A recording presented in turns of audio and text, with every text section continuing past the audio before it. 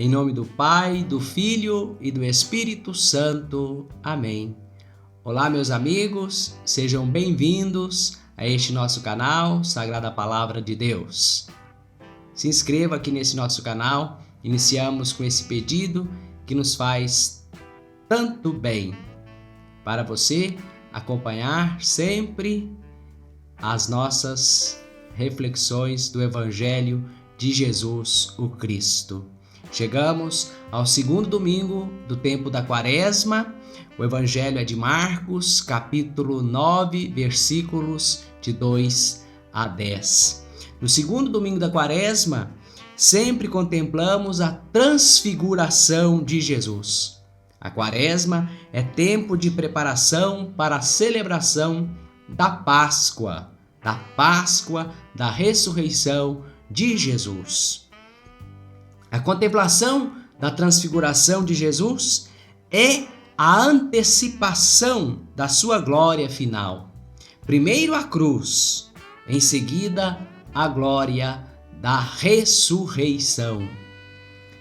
Imediatamente anterior à cena da transfiguração que Marcos nos relata no capítulo 9, ele nos diz que Jesus já havia anunciado pela primeira vez sua paixão, o seu sofrimento, sua morte e sua ressurreição. Já havia exposto também as condições exigentes e até radicais para que alguém se tornasse seu discípulo. Se alguém quiser me seguir, se alguém quiser ser meu discípulo, renuncie a si mesmo. Tome a sua cruz e siga-me. Mas quem perder a sua vida por causa de mim e do Evangelho, este salvará sua vida. Marcos capítulo 8, versículos 34 e 35. Os discípulos não entendem e parece difícil para eles aceitar um Messias assim. Um Messias que sofre, um Messias padecente, um Messias servo.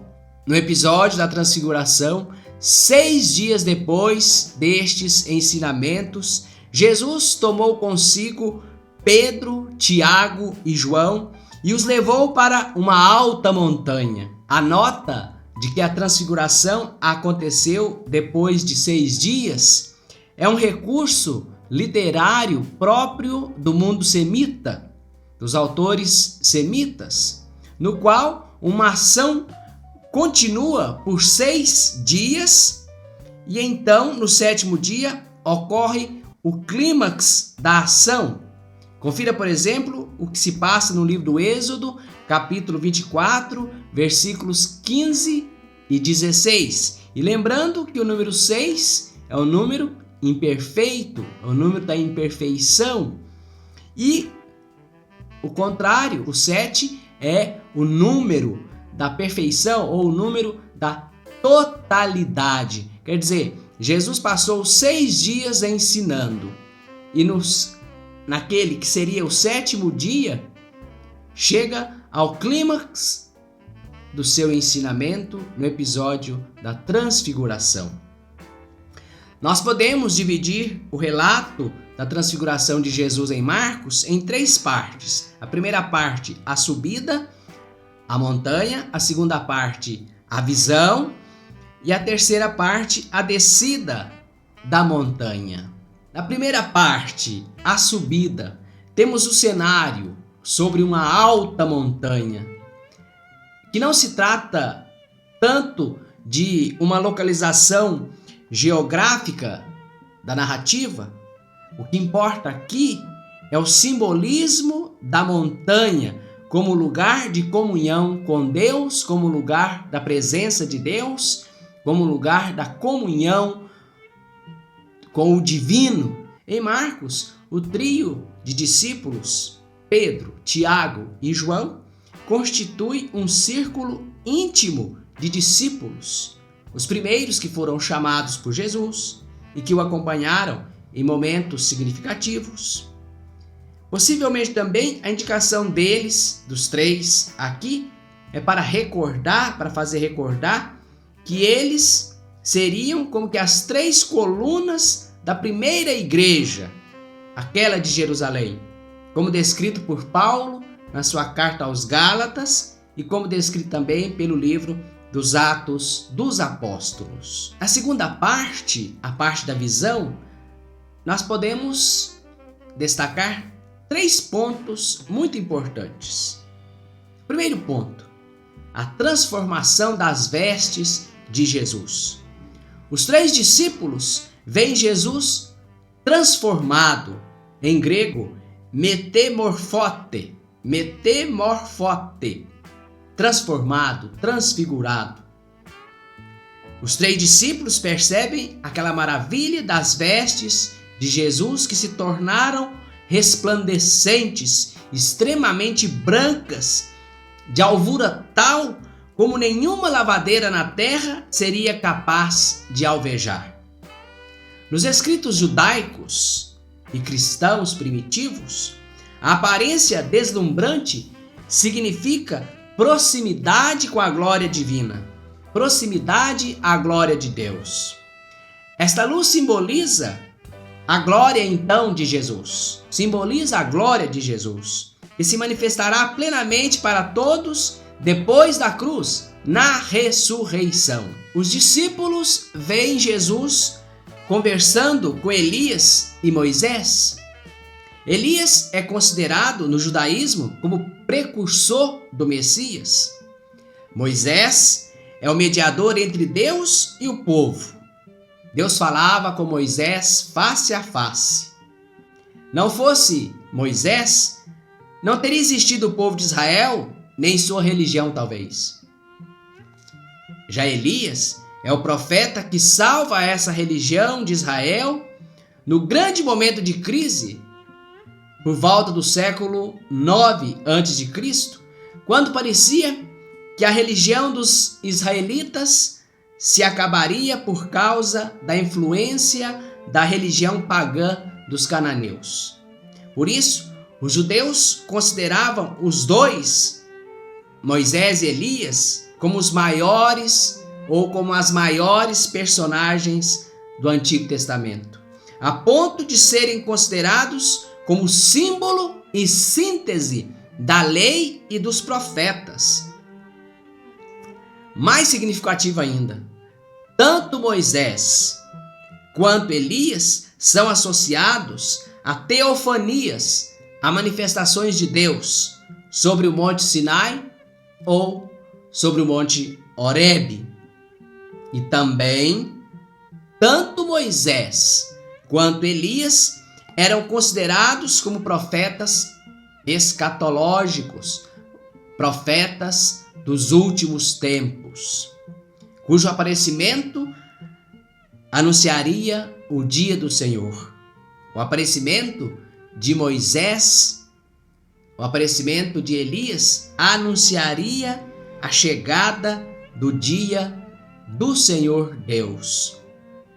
Então, esta audiência de Jesus com Moisés e Elias no alto daquele morro, ou no alto daquela montanha, sinaliza a proximidade do reinado de Deus.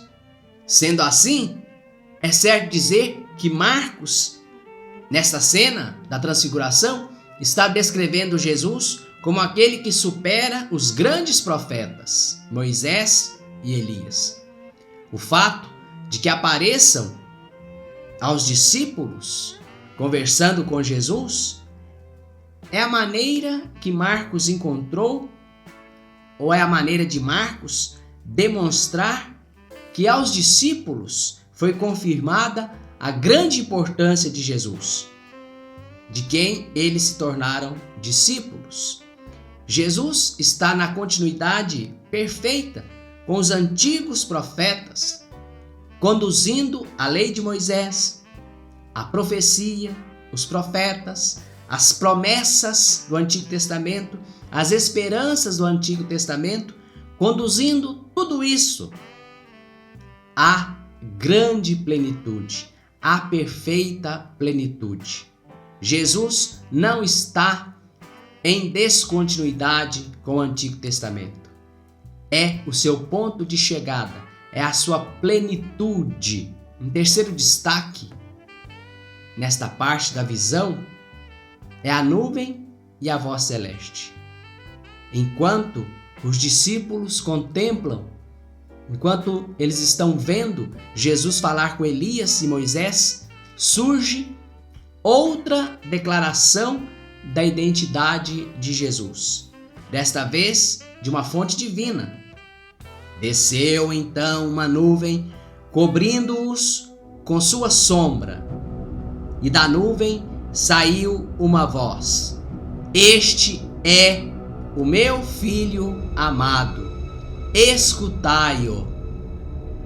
A nuvem, metáfora da presença de Deus, recorda Êxodo 24, versículos 15 e 16. Quando Moisés subiu ao monte, a nuvem cobriu o monte. A glória do Senhor pousou sobre o monte Sinai, e a nuvem cobriu o monte durante 6 dias.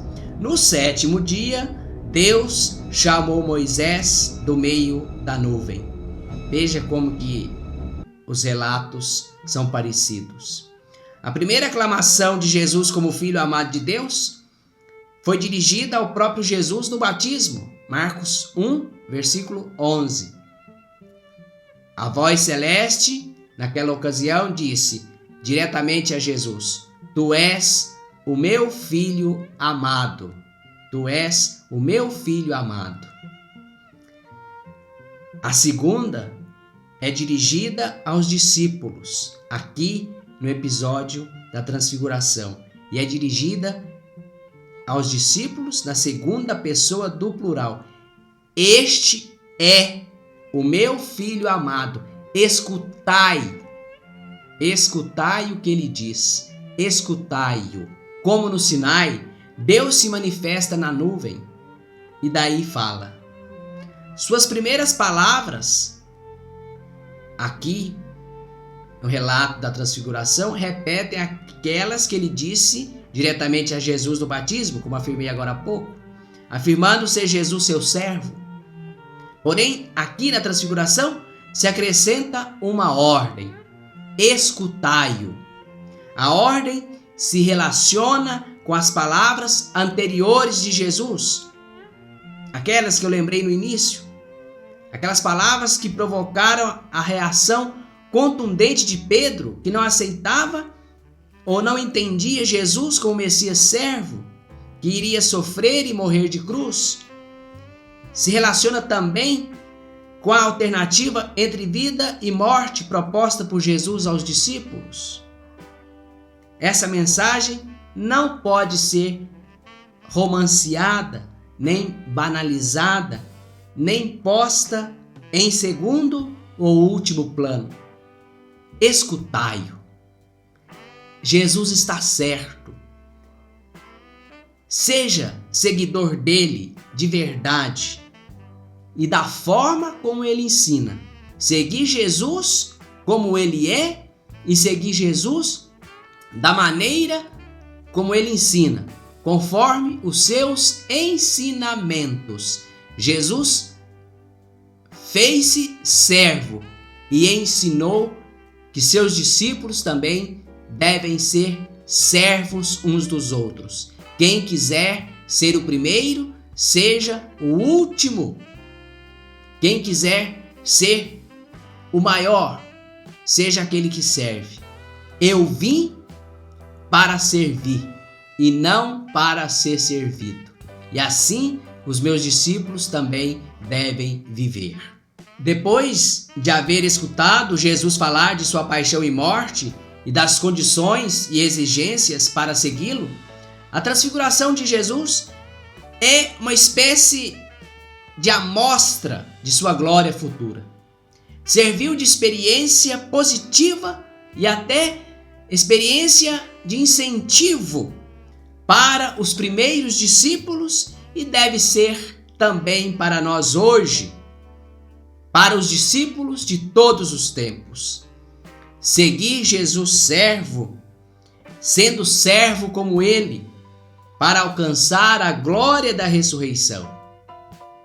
Jesus se fez servo e a fé nele deve ser como alguém que serviu, não de alguém que assentou num trono de ouro, não de alguém que buscava honrarias e privilégios, riquezas, mas alguém que se fez servo de todos. A transfiguração de Jesus, meu amigo, minha amiga, é confirmação para os discípulos, para aqueles discípulos, para os primeiros discípulos e para os discípulos de hoje, que somos nós, de que os discípulos seguem não a um fracassado, mas aquele que venceu, que se revestiu de glória na ressurreição, por ter sido obediente ao Pai, suportando o sofrimento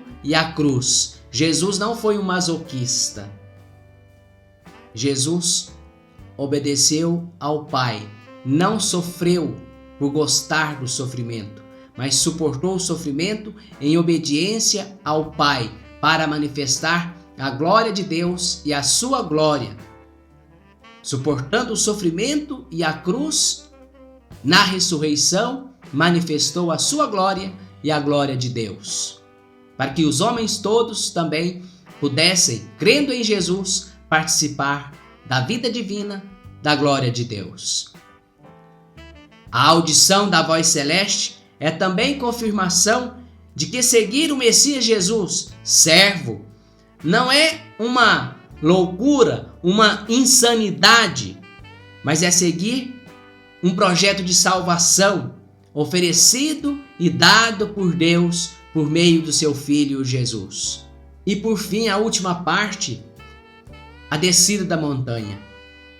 Ali Jesus ordenou, ou naquele momento Jesus ordenou aos discípulos que não contassem a ninguém o que tinham visto até que ele ressuscitasse. E isto se alinha com aquela proibição de dizer que ele era o Messias, que está lá no capítulo 8, versículo 30, depois da confissão de Pedro: Tu és o Cristo. Jesus disse: Não dizei isto a ninguém. Não é o momento ainda de falar de poder e glória, pois poderia suscitar falsas ideias a respeito do messianismo de Jesus.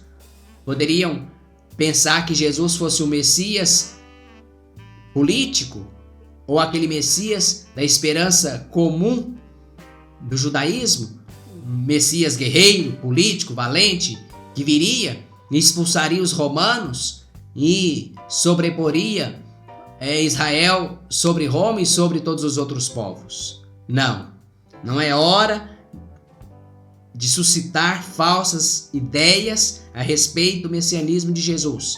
Ele é o Messias servo. Poderia despertar também falsas esperanças. O anúncio deve ser feito e feito com toda vivacidade em tempo oportuno. E que tempo oportuno é esse? Depois da ressurreição. Aí sim, é o momento, é o tempo oportuno de se proclamar a paixão e a cruz que conduziram Jesus e a todos que o seguiram e o seguem à glória da vida ressuscitada. Nós já contemplamos Jesus ressuscitado. É tempo de proclamar a maravilha de Deus, a obra da salvação de Deus oferecida por meio de Jesus, pelo seu sofrimento e pela sua cruz, servindo a todos como ele nos serviu, fazendo-nos servos uns dos outros, como Jesus ensinou, suportando a cruz, não por masoquismo, mas por amor a Jesus, transfigurando a nossa vida, deixando a nossa vida ser transfigurada pela pessoa, pelas palavras, pelo ensinamento de Jesus. Isto é, praticando, vivendo o santo evangelho de Jesus.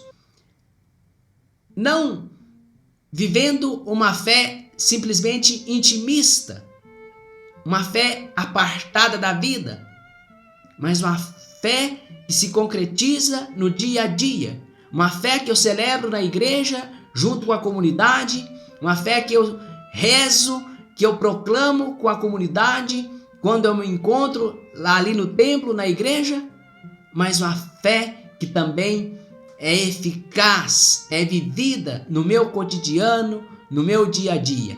Assim, estaremos caminhando transfigurados, apesar da cruz,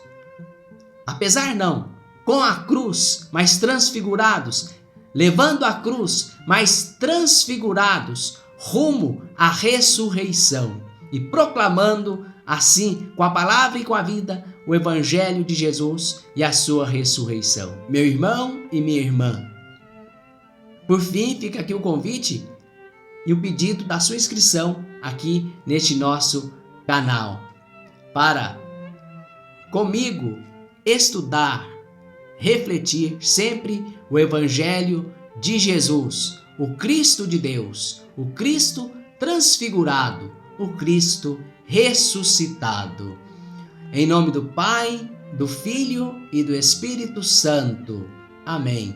Um grande abraço. Fique em paz. Tchau.